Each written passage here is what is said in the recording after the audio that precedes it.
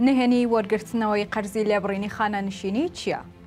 لەسەر سندوقی خانەنشینی بەغدا شەڕێکی دیکە بە هەرێم دەفرۆشێت.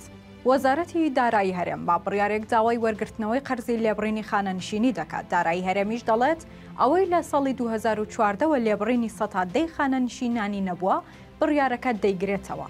واتە لەو 10 ساڵەدا موچەخۆرانی هەرێم لێبڕینی خانەنشینیان 107 بووە، بەڵام بۆیان دەکرێت بە لە 110 و ئەو 103ی کە نەدراوە لێیان وەردەگیرێتەوە.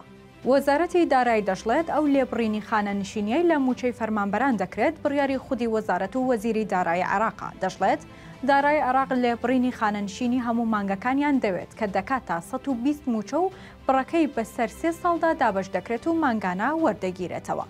بەپێی قسەی سەرچاوەیەک لە وەزارەتی دارایی هەرێم لە مانگی شوباتەوە عێراق فشار دەکات بڕیارەکە جێبەجێ بکرێت، بۆیە لە مانگی 6ەوە جێبەجێ دەکرێت.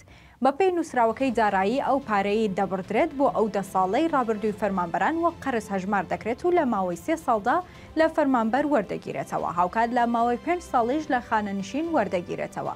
بەوتەی شارەزایەکی ژمێریاری ئەگەر فەرمانبەرێک ساڵی 2014 موچەی بنەڕەتی 509,000 دینار بێت، ئەوە لە ماوەی ئەو 10 ساڵەدا دەبێت زیاتر لە 2,200,000 دینار ڕاگیراوەکانی خانەنشینی بدات. بۆ وەرگرتنەوەی ئەو بڕەش لە فەرمانبەرەکە ئەوە دابەشی 36 مانگ دەکرێت کە مانگانە 61,000 دینار دەکات و لە موچەکەی دەبڕدرێت.